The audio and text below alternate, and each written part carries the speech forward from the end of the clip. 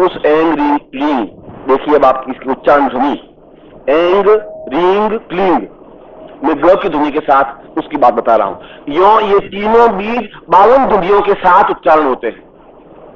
एंग ring क्लींग, angle ring क्लींग, आम ring क्लींग, एंग ring क्लींग, कई प्रकार की उनकी ध्वनियां हैं और ध्वनि से ही किसी का चिंतन होता है। मैं अगर अमेरिका में जाऊंगा तो बिल्कुल दूसरी दुनिया कहनी पड़ेगी, बात सुनिए, ऐसा बोलना पड़ेगा। मैं पूछूं आपका शुभ नाम क्या है, मुझे बात बस, अब वहां ध्वनि बिल्कुल मुझे दूसरी बोलनी पड़ेगी, वो ध्वनि वहां काम करेगी। आपकी यहाँ की दुनिया है, यहाँ पूछना पड़ता है कि आपका शुभ नाम क्या है, ये दुनिया बिल्कुल सही है, और वहां पूछूं आपका शुभ नाम क्या है तो बात अब ये दुनिया काम नहीं करेगी। तो अलग अलग स्थानों के लिए, अलग अलग कार्यों के लिए एक ही चीज को अलग अलग ध्वनियों के साथ उच्चारण करना पड़ेगा। मैं आपको एक थोड़ा उदाहरण देकर समझा रहा हूं। उसी प्रकार से मूल रूप से उस नवाण मंत्र की 52 ध्वनियों के साथ 52 प्रकार के कार्य सिद्धि की जाती है। आपके लिए महत्वपूर्ण है कि उसकी ग की ध्वनि के साथ उच्चारण किया जाए, एंग रिंग क्लींग।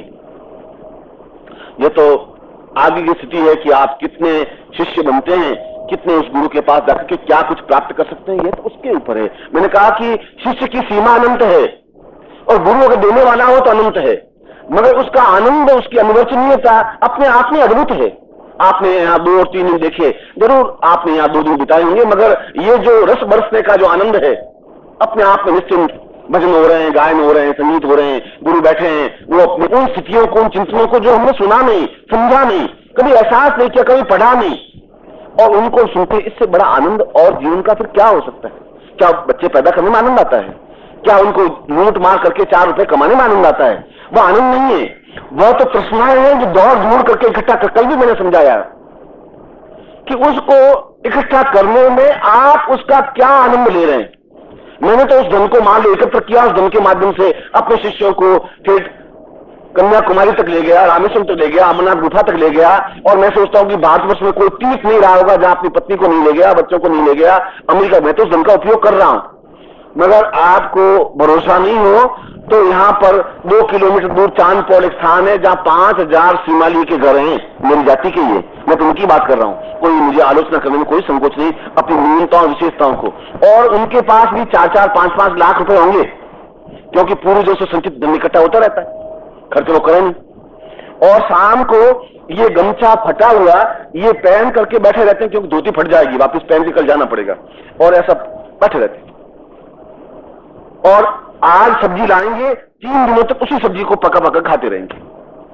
वो धन का क्या यूज, क्या धन? और आप जो कुछ धन एकत्र कर रहे हैं, अगर आप उसका आनंद नहीं उठा पाए, आप कौशल में जिंदगी में जावे ही नहीं, तो फिर आपके धन को आप इकट्ठा करके करेंगे भी क्या? यूटिलिटी क्या होगी?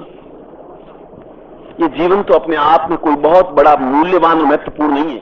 जीवन में जो कुछ प्राप्त कर सके वह महत्वपूर्ण है, और अपने प्रयत्नों से। मैंने आज से 3 साल पहले यात्राएं करवाई थी, 2 बार 3 बार यात्राएं करवाई, अमरनाथ की भी, रामेश्वरम की भी, कन्याकुमारी की भी, बद्रीनाथ की भी। मैं 2 साल यात्राओं पर जा नहीं सका, आप लोग भी जा नहीं सके। आप अपने प्रयत्नों से जाएं, अपने जीवन को देखें, उस सत्य का उद्घाटन करें। और मैं उस नवाण मंत्र की व्याख्या को, जो मूल उस मार्कंडे पुराण के श्लोक की बात कर रहा हूं, मैं तो एक श्लोक पर बात कर रहा हूं, एक श्लोक की पंक्ति पर बात कर रहा हूं कि श्लोकों में कितना गूढ़ चिंतन है जिसको समझने की जरूरत है। वो कह रहे हैं कि वो ब्रह्म कमल हमारे अंदर विकसित है, उसको प्रस्फुटित करने की जरूरत है। कैसे करें प्रस्फुटित? अगर हमारे अंदर है ब्रह्म कमल तो प्रस्फुटित कैसे करें? और यदि उसने कहा एक ब्रह्म कमल है, ये तो हमने भगवान विष्णु की नाभि से निकलते हुए देखा है, उस चित्रों में देखा है, और इसका मतलब है कि नाभि के माध्यम से उस नवीन सृष्टि का निर्माण हो सकता है, जैसा कि विष्णु ने किया। और विष्णु का नाम है पुरुषोत्तम, और आपका नाम है पुरुष। और उस एंग रिंग क्लींग साधना का मूल तत्व समझ लेंगे तो आप पुरुषोत्तम बन जाएंगे। इतना ही तो है। उस सामान्य व्यक्ति से ऊपर की स्टेज वाला व्यक्ति है, उसको पुरुषोत्तम कहते हैं। यह श्रेष्ठ, यह उत्तम, यह सर्वोत्तम, यह पुरुष, यह पुरुषोत्तम। अगर आप सामान्य पुरुष हैं तो आप पुरुष हैं, मगर पुरुषोत्तम बनने के लिए आपको शिष्य बनने की जरूरत है। वैसा शिष्य जहां कुछ ग्रास्प कर सके, पा सके, वहां हिसाब किताब नहीं कर सके। और हिसाब किताब करके क्या प्राप्त हो सकेगा, क्या हो जाएगा, उस जीवन का आनंद क्या है। उन सारी स्थितियों को हम जीवन में देखें, नहीं देखें तो गुरु के साथ जाएं, गुरु को पकड़ के ले जाएं, खुद जाएं, मगर उन चीजों को देखें, उस साथ उस सत्य का साक्षात्कार कर सकें, उसका एक आनंद ले सकें। जैसा आप आनंद ले रहे हैं, यह भी जीवन का एक आनंद है। यहां पर तृष्णाएं नहीं है, यहां सुख भी नहीं है। सुख तो आपको मिल ही नहीं रहा है, यहां मैं आपको सुख नहीं दे रहा हूं। आप वहां बैठे, हवा आपको नहीं मिल रही है, पंखा मैंने लगाया नहीं, आपके लिए मैंने बहुत बहुत अच्छी तरह से शरबत और दूसरे बिस्कुट और डबल रोटियां नहीं रखी हैं, ठंडे पानी की बोतलें नहीं है, फ्रिज आपके पास नहीं, सुख की सुविधा मैंने नहीं दी है, मैंने आपको आनंद की सुविधाएं दी है। और आनंद जीवन का मूल धर्म है, मूल चिंतन है, मूल विचार है। यदि हम आनंद प्राप्त कर सके, मूल दे सके, और उन एम रीम क्लीन के तीनों बीजों को उस मार्कंड ने कहा कि इस मंत्र के माध्यम से हम अपने ब्रह्म कमल को विकसित कर सकते हैं। मार्कंड ने श्लोक में ऐसा बताया, मगर कैसे कर सकते हैं यहां मार्कंड ने श्लोक में कुछ बताया ही नहीं। इसलिए नहीं बताया कि उसने तो बताया मगर कोई समझ ही नहीं सके, उसका कोई मतलब ही नहीं है। आज धूमन जी ने एक भजन सुनाया कि भगवान तो बिल्कुल तुम्हें पैदा किया ही, मर्जी दी, मगर तुम कीर्तन कर ही नहीं सको, भजन करो ही नहीं तो भगवान क्या करेगा, उसका क्या दोष है। इस मंत्र को आप समझे ही नहीं, उस मंत्र के अनुरूप आप चले ही नहीं, तो मंत्र बेचारा क्या करेगा, गुरु क्या करेगा। आप यहां से जाने के बाद बिल्कुल टांग करके बैठ जाएंगे, फिर दूसरी नवरात्रि में खींच के बुलाऊंगा तो फिर आप आ जाएंगे, वह नहीं। आपकी निरंतरता बननी चाहिए, उस जीवन के आनंद को लेना चाहिए। यदि एक खाली घड़ा है और बाजार से खरीद के लाए हैं, घड़ा कोरा है, उस घड़े में जब कुम्हार ने पकाया तो जब कुम्हार पकाता है तो बाहर भी आम लगाता है, लकड़ियां और छाने या कंडे लगाता है, अंदर भी घास डालता है उसको, घड़े के अंदर भी, जिससे अंदर से और बाहर से पक जाए। बाहर से तो घड़ा पक जाता है, अंदर से ही पक जाता है। अब मैं जब उसमें पानी डालता हूं, और जब आप ज्ञान रूपी या साधन में पानी डालेंगे तो पहले बाहर क्या निकलेगा, पहले घास फूस निकलेगा बाहर। जो तुम्हारे अंदर कुछ विचार हैं, जो गंदगी है, जो दबी हुई इच्छाएं हैं, जो वासनाएं हैं, जो भावनाएं हैं, वे सब निकलती हैं। जो अतृप्त इच्छाएं और आकांक्षाएं हैं, इसका मतलब है कि एक्शन हो रहा है, गलत नहीं हो रहा है। मगर उस समय आपके ऊपर एक संयमित जीवन और संयमित विचार यदि है, इसलिए उसमें घबराने की, विचलित होने की जरूरत नहीं है। ऐसी साधना काल में कुछ होती है और आप उस बीच को रोक देते हो साधना में। कई बार ऐसा होता है कि साधना आप संपन्न करते हैं और सफलताएं कम मिल पाती हैं, या आपकी साधना में सफलता का परिणाम क्या है कि गुरुजी ने लक्ष्मी साधना करवाई, हमने लक्ष्मी मंत्र जब किया और लक्ष्मी जी आई और आकर के कहा, अगले बच्चे क्या चाहिए, सोने की मुद्राएं, ये झोली भर के सोने मुद्राएं ले जा, मौज कर।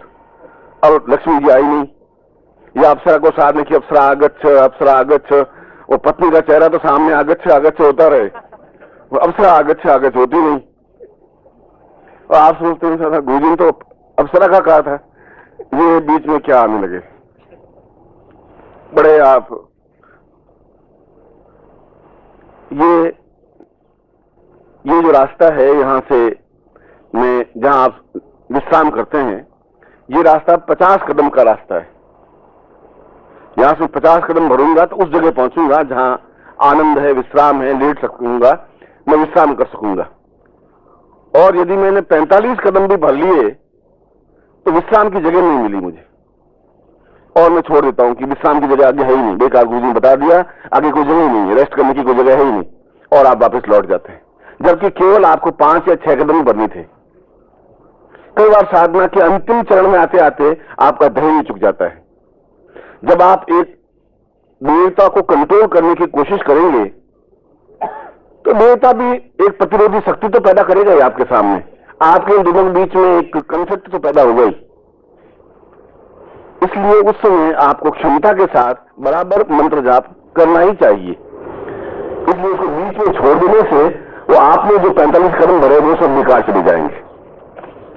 इस बात का थोड़ा सा आपके जीवन काल में जो साधनाएं आप करते हैं और जो भी साधनाएं करते हैं, उससे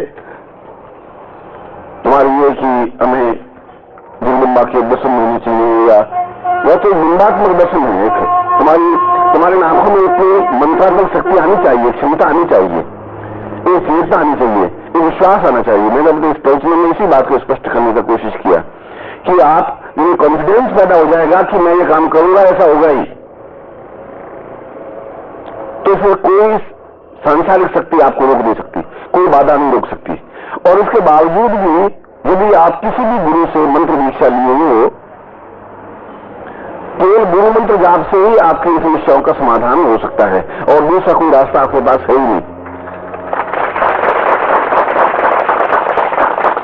एक तरफ आप कहते हैं गुरु ब्रह्मा, गुरु विष्णु, गुरुदेव महेश्वर, रोज उसको मंत्र जाप तो कर लेते हैं, और आपके मन में कोई कंसेप्ट पैदा होता ही नहीं। जब बोलते हैं तो आपके मन में कंसेप्ट कुछ नहीं होता।